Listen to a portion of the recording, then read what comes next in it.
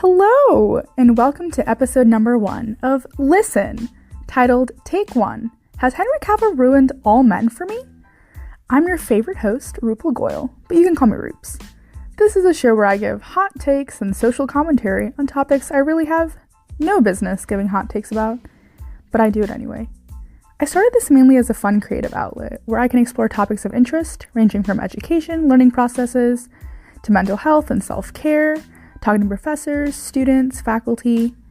I'll have interesting guests ranging from these types of people to some really cool friends of mine. Each week, I explore a new topic of interest and try to talk to someone of authority in that field, usually just a friend, but sometimes really cool people like professors in the College of Business. I also have a segment at the very end called Quick Quips, where after having asked listeners for topics of their choosing, I take less than 10 seconds to give horrible, unsolicited opinions on 10 random topics that I haven't even researched or even really read. I just pick them randomly from the list. If I didn't cover your submission this time, fret not, my friend, because I will be doing the rest next time. Thank you so much for listening and supporting me. I'm just really trying to have some fun and not take myself super seriously. I don't really have any experience, I don't have any crazy equipment, but that doesn't stop me from streaming into the void with you. This week, I'll be discussing men, dating culture, my extreme lack of experience, and my plans to trap a man in New York City. My guest is one of my really good friends, Trevor, ready to share his thoughts. So, let's get into this.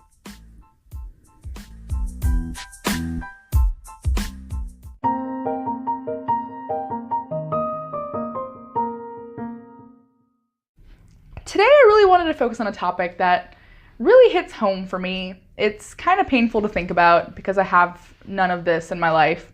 We're gonna talk about men. So I'm here with a man. He's gonna validate all of my opinions about men, and I can't wait to bash men today on the pod. So here with me is my favorite man, Trevor. Trevor, say hello. Hello. Hello, Trevor. See, here's the thing. I never get to actually talk to men about their feelings because they don't have any. So we're just gonna really explore that today. So Trevor, how does it feel to be a male in this economy? In this economy? Ooh. So what does it feel like? I mean, I guess with any person, it's sort of just a variety of emotions that some of us do possess. Although, you talk to the average man or other person, they might not think that they have any emotions. Honestly, I think out of a lot of other people, the way I identify as a male puts me in a lot of better situations that I may not necessarily recognize off the bat. So overall, I would say it's good. Wait, but I want to better, other people too. Is that the big P word? Is that privilege? I think it is. Oh my God, you guys, you heard it here first. Men have privilege. Whoa. Damn, shock. You're right. You're right, girl. Well, we're going to explore that a little. So listen, Trevor, I want to be real with you and all my listeners. I am the biggest square, okay? I've never dated. I've never done anything. I've never been kissed. Just like I'm the most like vanilla human being on this planet. Like super vanilla, 21, about to go to New York, so maybe I'll be less vanilla now. I'm really excited about that. But, Can I ask a question? Yes. Why do you consider yourself vanilla just because you haven't had those experiences? I think you're placing too much intrinsic value of yourself and who you are based on experiences that you don't have to have growing up. Damn! I wasn't ready for that. Trevor, that's out of the script. No, and let me think about that. I mean, here's the thing. Society really pressures you to have those kinds of relationships and emotions, like from TV and movies and media. Like, I feel like because I haven't done that, I'm just not as exciting. And like, so much is geared around coming of age and adolescence. And I feel like a big part of adolescence and coming of age is, having a relationship, being in love, having all those firsts. And I feel like it's kind of like, The Bachelor right now, where Colton is like a 26-year-old virgin and everyone's making the biggest deal out of it. That's my life, okay? That's me. There's nothing special about being a virgin, Colton. Join the club. Ooh. I'm sorry, don't sue me for slander. It's too late. Shit. The workings are already in motion. ABC's gonna come for me. They can't find you. I mean, that's true. Okay, but tell me, like, what is it for you? Like, how is it different for you to be in, like, the dating sphere? I feel like there is a point where I hit every month where I am, laying in bed as one does, trying to go to sleep, and boom, repressed memories come out of the woodwork. Hello, darkness, my old friend, is a very pertinent and very applicable thing in that moment. And I think about, why did I ever start? It's more just sort of this thing. It's just with college and all this other stuff, you have all this sort of change and transition. And I feel like a lot of people are now focusing, well, it's important to focus on yourself and get where you want to go. So in that focusing on yourself and getting where you want to go, it can be, I don't know, dating can, at least starting it, if it hasn't been like a sustained relationship, can be difficult. It feels weird and it feels bad to be vulnerable and put yourself in a position to get to that point, at least for my experience. That's true. I mean, putting yourself out there is always hard. Like, I can't even raise my hand in class without second guessing my opinion. So, I mean, how would I even tell a man? Like, rejection sucks. It does. Have you ever been rejected? As a Libra? Yeah. That's like the thing I'm most afraid of. Like, you can look up anything, like rejection is number one. Have I been rejected? Probably out of the many mental scenarios I've gone through in my head, a majority of the time is yes. Realistically, your daydream of rejection. Yes, of course. You got to be attuned to your fears. God, you're so right. That's being vulnerable. Oh my God, guys, this stop. Is a man. RuPaul, please. Listen, I mean, I just had a dream the other night that I was dating Henry Cavill. I think that's the most action I'm ever gonna get, probably in my entire life. So, you can't see, but Trevor's making a gagging face right now. Okay. RuPaul, we're gonna need to have another discussion on boosting self-confidence. Oh my goodness. I'm sorry. No, you're good. You guys are learning so much about me. I mean, it's not like you didn't know this, but no. Like, how do you think how do you think it's different for men and women? Like, for a man to go on, like, Bumble and then a woman to go on Bumble, okay. Like how, like, when you put yourself out there versus if I put myself out there, like, how are the gender biases playing for or against us? So I haven't done too many dating apps. You got me introduced to a few of them. So I tried mainly Bumble and Coffee Meets Bagel. Yeah. Please sponsor me. At least reflecting on my experience, I guess because it was like behind a screen and some of that information, I guess the blanket, my skin was out there, but all my insides weren't. Like, you still had to like reach and like contact me to get inside stuff. But at least looking at Bumble, the fact that they had to make sort of a social media platform where they want women to sort of make and initiate the first move. And it's not sort of just either can make the first move, but the fact that that had to be created in the first place probably says a lot about that culture to begin with, as in yes. A man is expected to make the first move. Why? It doesn't have to be. I don't think it has to be like that. I really don't remember a lot of Coffee Meets Bagel, mainly because I probably shut it down and threw it away in like the internal vault or something. I guess I like that one just because it limited how many profiles you could go through in a day.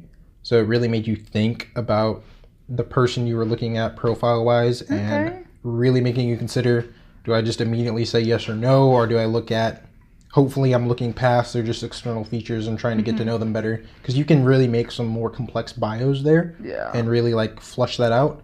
So, I mean, they have their benefits and things, but I guess to answer your question, mainly the Bumble thing, where it's just women having to make the first move is interesting. And like that's sort of what made them special. The fact that women are making the first move, whereas apparently in all the other ones, either both people are making the first move or it's expected that guys are supposed to make the first move. Yeah, I mean, that's why we have, what are they called? Instagram accounts like Tinder Nightmares and By Felipe. It's like sometimes men are super creepy and women need to do it so they can keep the creepy people away. Or, I mean, with Coffee Meets Bagel, it's really interesting. Stop, that's just me. Coffee Meets Bagel is an interesting one because it's like, you have to be mindful, like mindful dating. Because when I see people, like my friends using Bumble, and they're scrolling just super fast, and yes, no, right, left. It's kind of terrifying.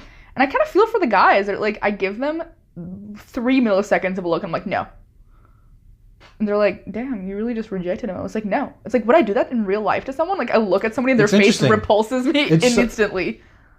Oof, almost dropped my stuff there, guys. Yeah, I agree with that point right there. It is so much, looking at somebody in the eye and saying no immediately when they can at least share some other details about you, like right then and there. I would say almost no one would do that. Whereas it's like, oh, I see a screen. Oh, he's holding a fish again. Got a deer in his hand. Got a deer that he shot. Oh, you like to fish? No. Nah.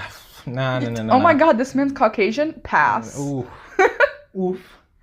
If I would ever, I mean, obviously ABC will never do this. I love you, ABC, but you would never put, you had Rachel Lindsay was the first Black Bachelorette, but if you ever had an Indian Bachelorette and it was me, I would send all of the Caucasians home night one, just to really, like, imagine the network. Imagine the people being like, did you really just send out our biggest audience? I'd be like, yeah, what about it? And then I would probably get impeached. That'd be pretty fun, though. Would you ever go on The Bachelorette? Would I ever go on The Bachelorette? Yeah. No. I feel like those aren't really... I don't know. As much as I fantasize about rejection, I feel like I really do appreciate more sort of natural, engaged, like, sort of relationship development and getting to know somebody. Like, sure, there's some elements of that on the show, but just when you have so many people and you know that you're just...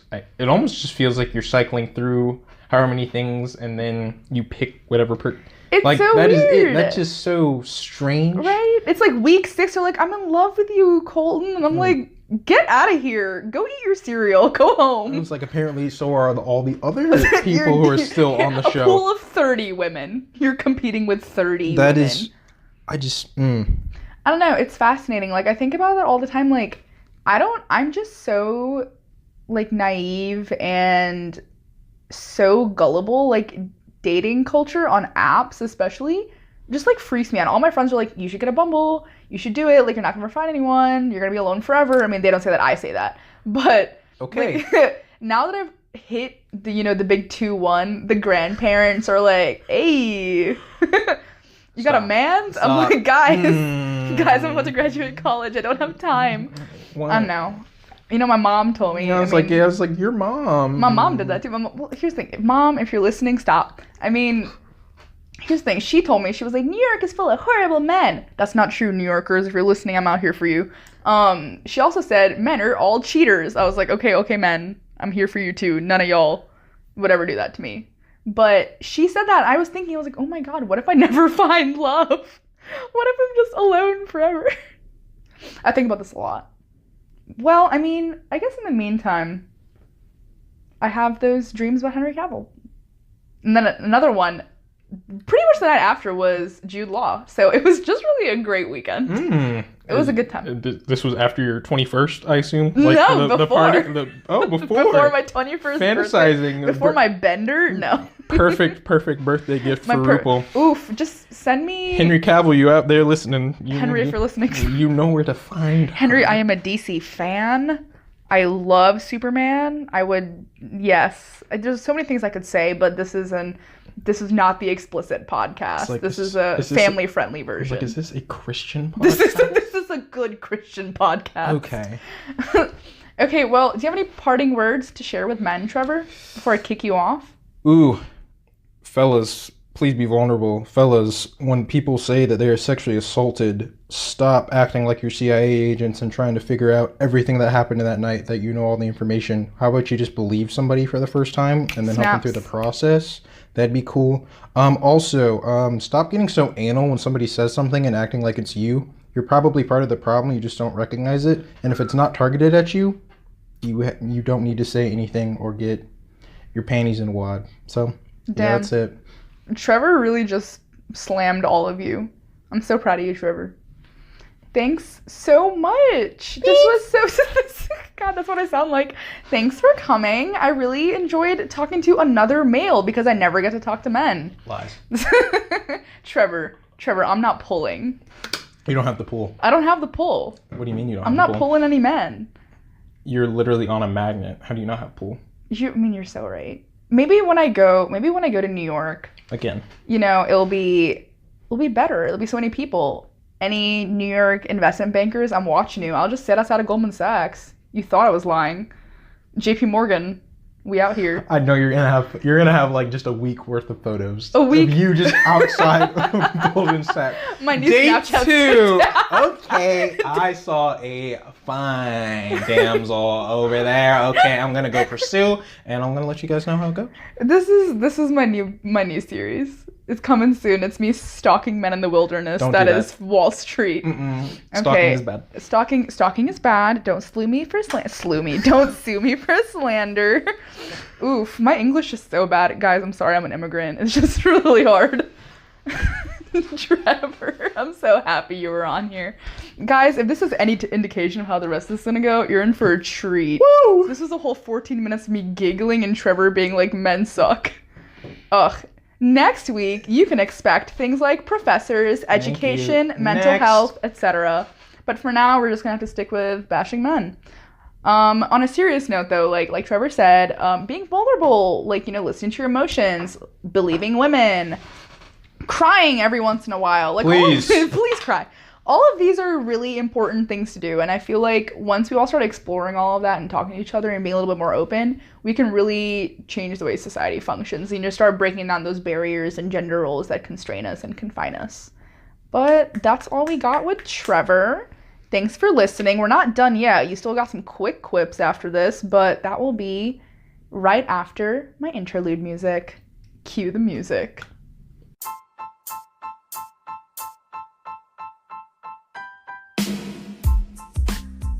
Alrighty, now that I had a really great conversation with Trevor where I talked excessively about Henry Cavill, let's get into some quick quips. I have 10 planned out.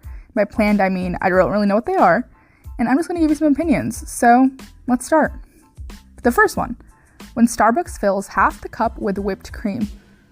Ugh, what a waste of $6. Honestly, so delicious but so stupid. I need caffeine in an IV in my veins, not whipped cream. Stop giving me so much whipped cream. However, I'm gonna eat it anyway.